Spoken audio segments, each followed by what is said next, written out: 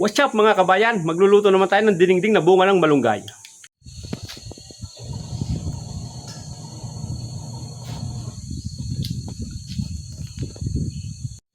Bunga ng malunggay po.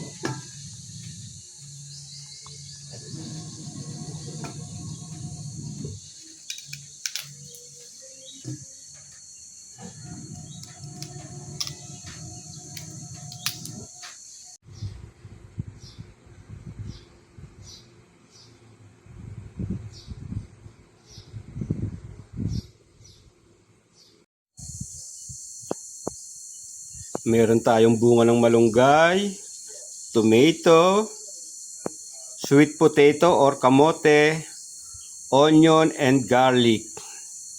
At syempre oil, bagoong balayan, black pepper.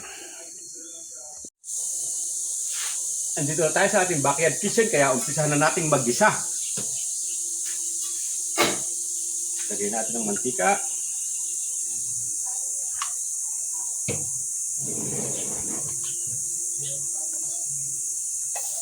Garlic.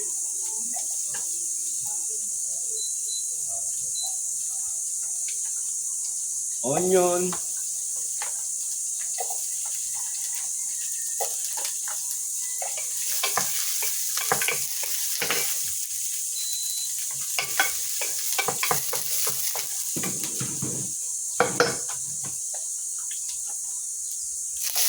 And tomato.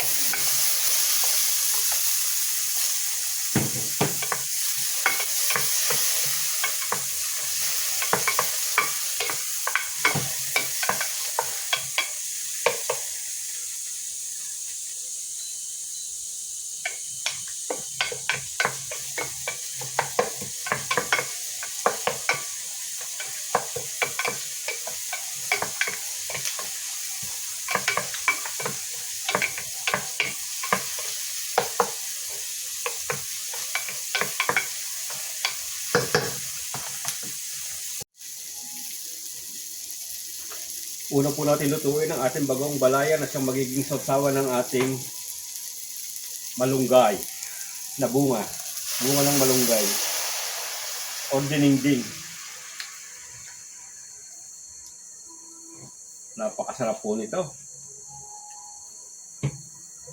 Lalo na kung may kapartner na pritong tilapia. Yan, lagyan po natin ng black pepper para may kaunting anghang. Pwede rin naman natin lagyan ng sili. Andyan lang sa ating tabi-tabi, kukuha lang tayo, pipitas.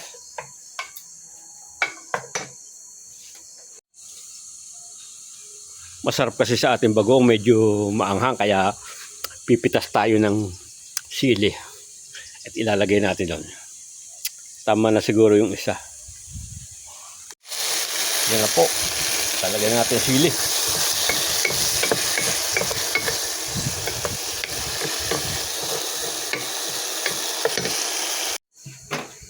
Ito guys, at nag-evaporate na yung ating bagoong kaya hanguin na natin. Wow! Bango! Grabe oh! Bagoong pa lang. Ulam na. Sarap! At sa panarin na ito natin lulutuin ang ating malunggay. Dahil nandito na yung lasa niya. Wow!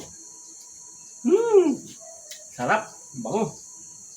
Oh, lagyan na natin yung bawang at sibuyas. Pagsabayin na natin. Pati kamatis. Tigisin na natin. Yan. Pagdag tayo ng mantika.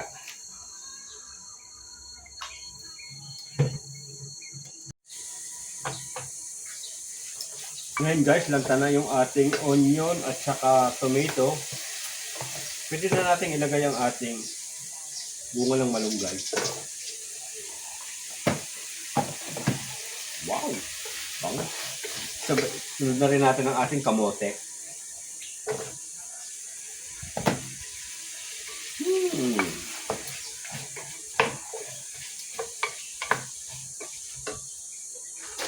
Lagyan natin ng konting pepper para mas lalo siyang bumungo at sumalas. At may konting angkol.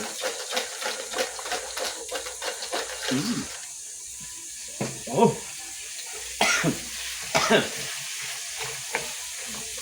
Nakakaugis. Sarap eh. Yan, guys. Ngayon, lagyan naman natin ng konting tubig. Siguro mga 1.5 cup lang.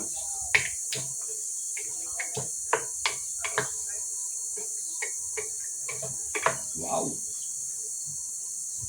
Sarap ito.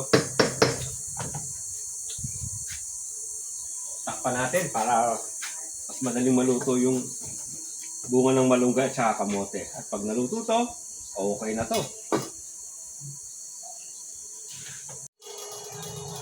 Tapos naisip ko, mas maganda siguro kung lagyan na rin natin ng dahon ng malunggay. Total, malunggay din naman yan eh. Para mas healthy, di ba? Ito na po yung malunggay natin. Nahimay ko na, naugasan ko na rin. Isama na natin. Wow! Sarap nito.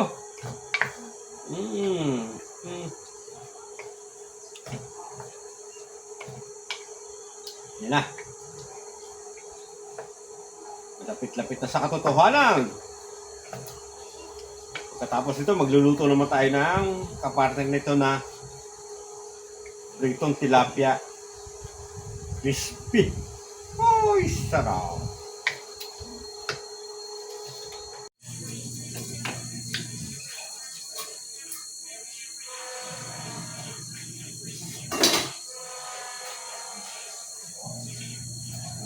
Luto na po ang ating dinding.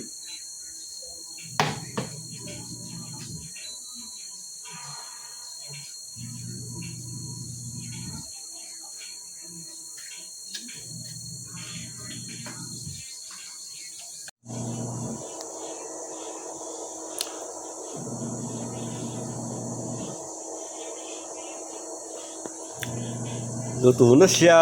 Sarap niyan. Kakain na tayo. Pero, magluluto pa tayo ng pritong tilapia. Ito ang tilapia, oh. Piprito pa natin, oh. Laki.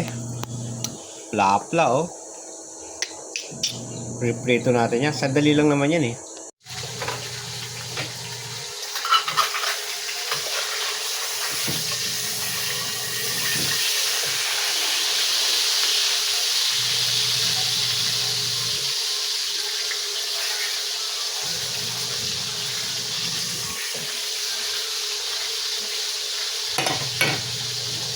Yummy!